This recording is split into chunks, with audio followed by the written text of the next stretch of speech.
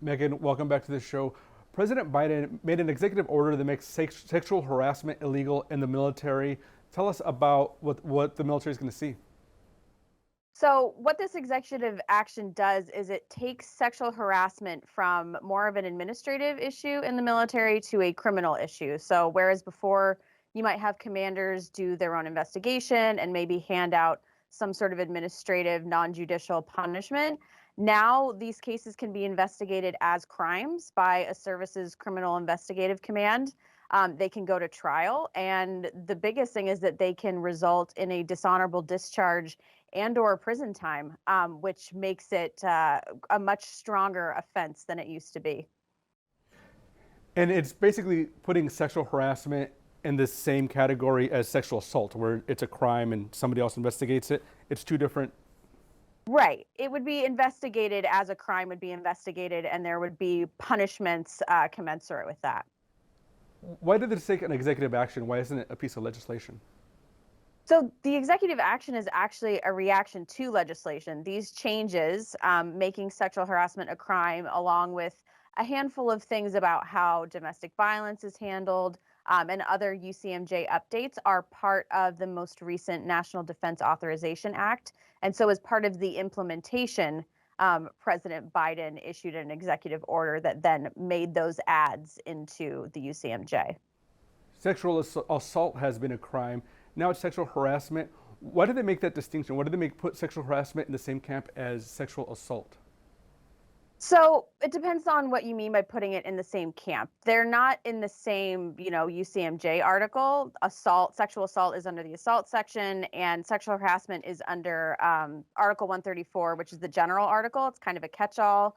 It has been used, in cases to show why sexual harassment isn't okay. But now at this point, there's a separate specification in that article that makes it illegal. So, the reason why harassment wasn't always considered a crime is that, there's the harassment is a purely psychological, right, verbal issue versus something physical or something involving, money, equipment, damage. Those are most of the things that are illegal under the UCMJ. But it's become very clear that sexual harassment is, can be just as insidious and just as damaging to someone's career, to good order and discipline as assault. So it stands to reason they would make it a crime as well. And we saw that with Vanessa Guillen. I think she was murdered in April of 2020. That stemmed from a sexual harassment complaint.